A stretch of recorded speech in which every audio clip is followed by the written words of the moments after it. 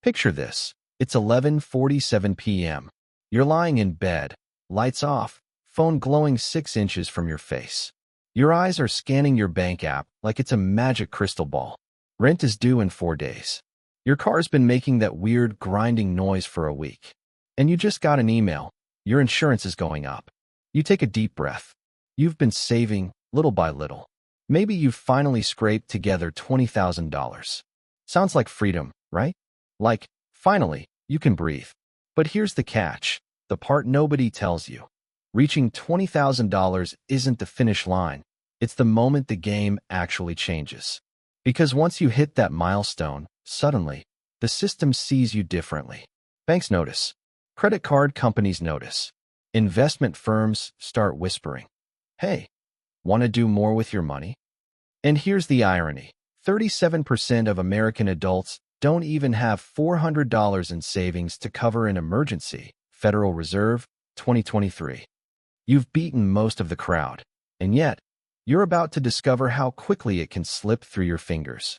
Here's the tension. $20,000 makes life easier, but it also makes life more complicated in ways almost nobody talks about. Hey, I'm Brian, and I spend way too much time thinking about money. Like, the kind of obsessive thinking that keeps me up at night, but not in a stressful way. I'm fascinated by how the system works, how money can either trap you or free you. Everyone online tells you the same thing. Just save more, invest more, cut your lattes. But that's not the full story.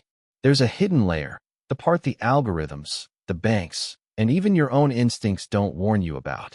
If you want to finally turn your $20,000 into real freedom, smash that like button, hit subscribe, and let's dive into why the game changes the moment you cross that milestone. Let's be honest, getting to $20,000 is rarely a straight line. It's messy. You save a few hundred one month, feel like you're making progress, and then life reminds you who's boss. Your car transmission dies, your dog eats a pair of shoes, or your rent suddenly jumps by $150. You deposit $500. 2 weeks later, $400 is gone. You get another paycheck, try to replenish your savings, and just as you're catching up, something else hits. That cycle, progress, setback, it's exhausting. And you know what? That's not you being bad with money. That's almost everyone right now. According to the Federal Reserve's 2023 report, 37% of adults can't cover a $400 emergency with cash. The median savings for Americans under 35 is under $6,000. Most people are playing this game on a barely stable tightrope, thinking they're failing, when in reality, they're just in the system the way it's designed. You feel the anxiety at 2 a.m., scrolling your balances, wondering if next month you'll make it, or if one small surprise will wipe you out. That's the reality of Phase 1. Living paycheck to paycheck, building up a buffer, and watching it evaporate over and over. Some of you are probably thinking, if I just budget harder, I'd be fine. But here's the thing, it's rarely the lack of discipline. It's the combination of random life costs, rising bills, and the way the financial system nudges you towards spending. By the time you finally hit that $20,000 mark, you've felt every ounce of struggle. You've been forced to live lean, to survive, and to prioritize constantly. And that, believe it or not, is exactly what sets you up for the next phase. Because once you cross that line, the rules change, whether you're ready or not. So what actually changes when you finally hit $20,000? On paper, it looks like a finish line. You've made it. You can finally breathe, maybe even sleep through the night without that gnawing anxiety about unexpected bills. Emotionally, there's a shift. Suddenly, money stops feeling like a constant emergency. It becomes a tool, a buffer, a little breathing room. That stress reduction isn't just in your head. Research from the American Psychological Association shows that people with an emergency fund covering 3 months of expenses report 30 to 40% lower financial stress. But here's the catch. While life feels easier, the system starts noticing you. Banks and credit card companies suddenly see potential profit. You'll start getting pre-approved for higher limit cards, exclusive loan offers, and investment products that sound smart, but often come with hidden fees and incentives designed to separate you from your money. And here's what nobody tells you. This is where the first subtle trap emerges. I call it the lifestyle tax no one calls a tax. Because as soon as you're capable of spending more, everything conspires to make you spend more, without you even realizing it. On paper, $20,000 looks like freedom. In reality, it's the point where opportunity and risk collide. Your mindset shifts too. Suddenly, you feel like you deserve nicer things, a better car, a slightly bigger apartment, more dining out. That's human. But combine that mindset with the system's nudges, and you're at risk of eroding that milestone as quickly as you built it. The turning point isn't about reaching $20,000. It's about how you navigate the changes that come immediately after. One misstep, and all that progress can slip through your fingers. But handled right, it's also the point where compounding, options, and freedom start to work in your favor. Let's talk about that math, because this is where things start working for you, or against you. Before $20,000, growth is mostly linear. You're saving what you can, and that's it. $500 a month gets you $6,000 a year. You feel like progress is painfully slow, and it is. But once you cross $20,000, compounding starts to matter in a whole new way. Quick math. Let's say you invest $20,000 and earn 10% annually, roughly what a broad stock index fund might return historically. That's $2,000 in passive growth without touching a single extra paycheck. That $2,000 isn't just numbers. It's options, flexibility, a cushion for emergencies. Translation: the second $20,000 comes faster than the first. Now consider timeframes. On a $500 monthly contribution, reaching your first $20,000 might take 36 to 40 months, depending on expenses. But after that, the same contributions plus compounding can get you to $40,000 in roughly 18 to 19 months. It accelerates. And the emotional math is just as real. Studies from Vanguard and other institutions show that individuals with emergency savings of at least 3 months report higher well-being scores and lower stress. The numbers aren't just numbers. They directly affect your sleep, focus, and even decision-making. Here's another way to look at it. $2,000 of growth might feel small, but it's a taste of what happens when you treat $20,000 not as a finish line, but as a foundation. Your money begins to work for you, instead of you constantly working for money. Some of you are probably thinking, that's nice, but life is unpredictable. Absolutely. That's why understanding the mechanics matters. The math shows you potential, but the traps, the identity shifts, lifestyle creep, and subtle system nudges determine whether you actually benefit from it. The first milestone is about survival. The second is about leverage. And if you get it right, the third milestone doesn't just arrive. It arrives faster, easier, and with far less stress than the first ever did. If you're new here and just subscribed, comment your name below. I read every comment and shout out new subscribers in my next video. I do appreciate you joining me on this finance journey. Now let's talk about the weirdest trap I see over and over again, the identity shift. You hit $20,000 and suddenly, you feel like you've arrived. You deserve nicer things. Maybe it's a new car, a slightly bigger apartment, a subscription or two you've been eyeing. None of this is inherently bad. It's human. But this is also where the system quietly starts working against you. Banks and credit card companies don't just notice you. They target you with offers that are perfectly designed to separate you from your money. Premium cards, higher credit limits, exclusive investment products. All of it looks shiny and smart. Here's the catch. Each small upgrade comes with hidden costs. Quick math.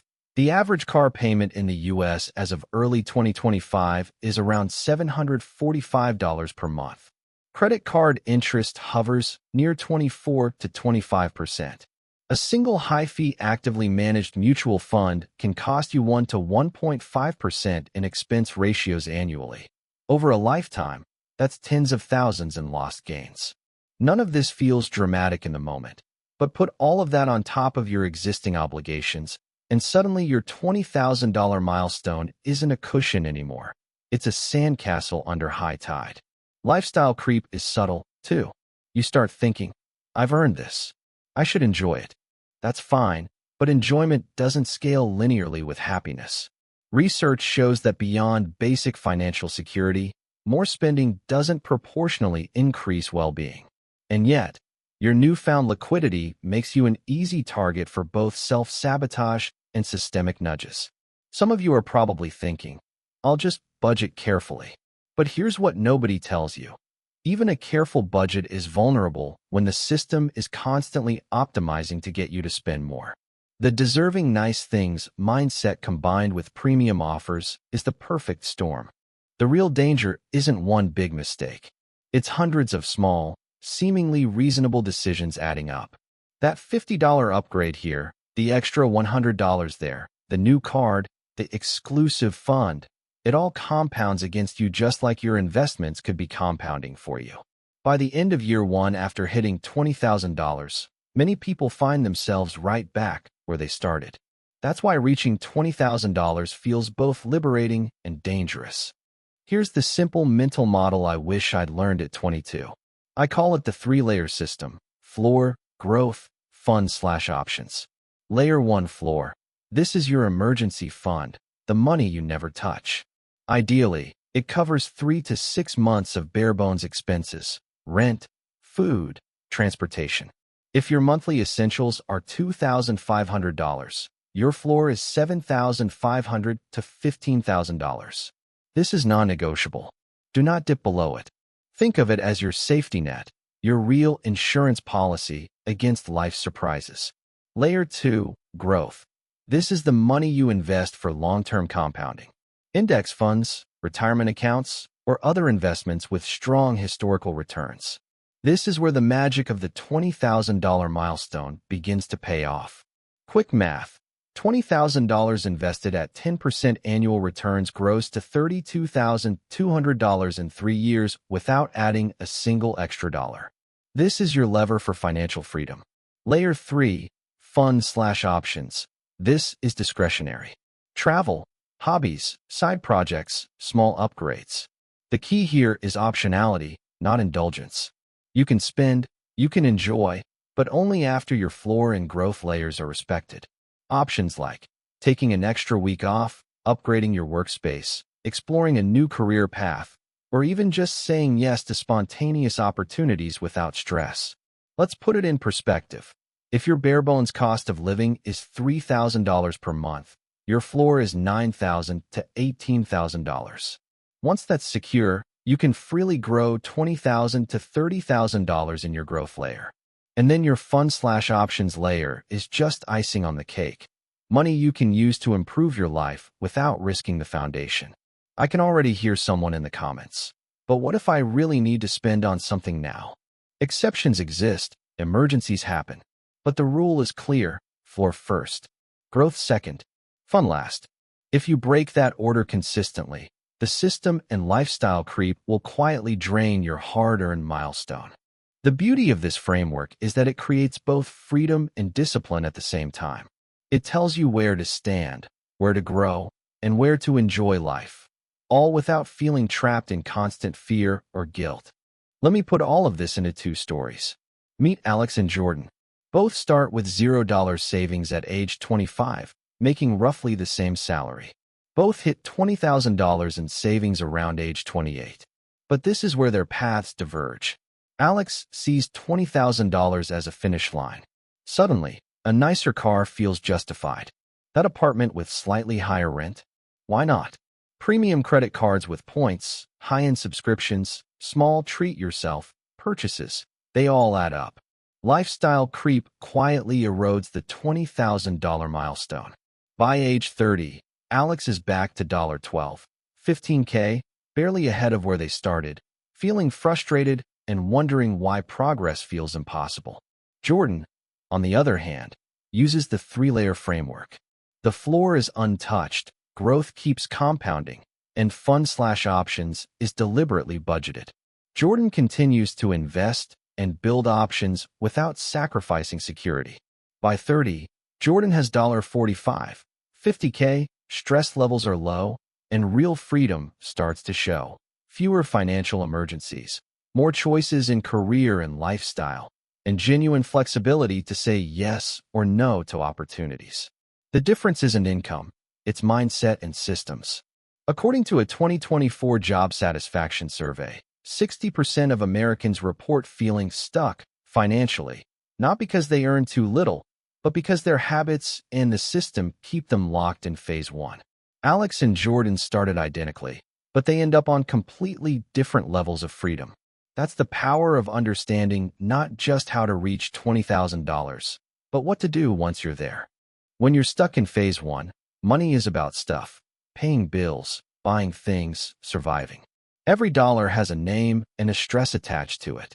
But when you cross $20,000, money starts to be about options. Options like taking a month off work without fear, upgrading your apartment without jeopardizing your floor, exploring a new career path without desperation, or saying yes to experiences you otherwise would have skipped. Options give you flexibility, freedom, and breathing room. Here's the part nobody tells you. Life really does get easier after $20,000, but only if you treat it as a foundation, not a finish line. That milestone isn't the end point.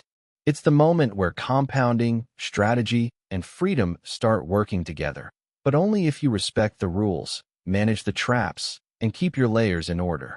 The mental shift is simple.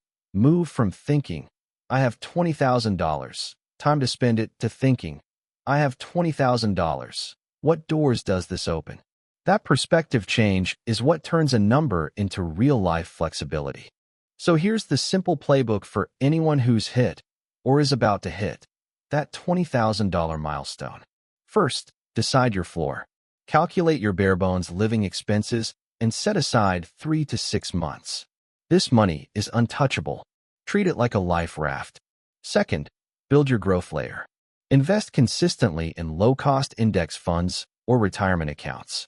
Let compounding work for you. Remember, $20,000 at 10% annual growth is already $2,000, and it only accelerates from there. Third, allocate funds/options deliberately. Budget for the things that bring joy or flexibility, but never at the expense of your floor or growth. A small splurge is fine, chaos is not. Fourth, be suspicious of exclusive offers. Premium credit cards, high-fee funds, or enticing loans often carry hidden costs. Quick math. One missed calculation on interest or fees can erase months of progress. Finally, when you do screw up, and you will, don't panic. Reassess, refill your floor if needed, and get back to growth. Progress isn't linear, but resilience compounds just like your investments. This is the playbook. It's simple, but it's not easy. It requires discipline, awareness, and a little cynicism toward the system. Follow it consistently, and $20,000 stops being a fragile milestone. It becomes the foundation for real options and freedom. The real catch with money is this. It's not about reaching a number. It's about what you do with it once you get there. $20,000 isn't a finish line, it's a foundation. It can either give you options, freedom, and peace of mind, or it can disappear faster than you realize if you fall into the traps we talked about. The rules matter more than the number. Protect your floor. Grow deliberately. Spend intentionally. Refuse to let the world, or your own impulses, turn $20,000 back into just another finish line. And if you want to see how the average person stacks up compared to these milestones, check out my next video, Shocking Money Stats of the Average Person. Remember, $20,000 is not the end point. It's the launch pad. Treat it that way, and your life really does get easier.